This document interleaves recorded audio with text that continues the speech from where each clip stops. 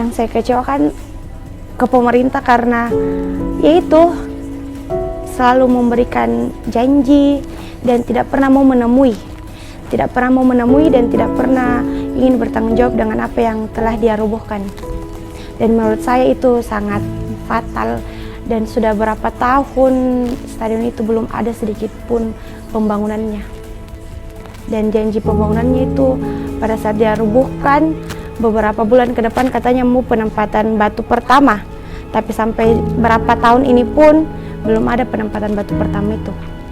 Makanya kami sebagai supporter sangat kecewa. Jadi pemerintah mungkin bisa gerakan hatinya karena sudah banyak korban jiwa dan sudah banyak kehilangan mata pencahariannya di Stadion Andi Matalata itu.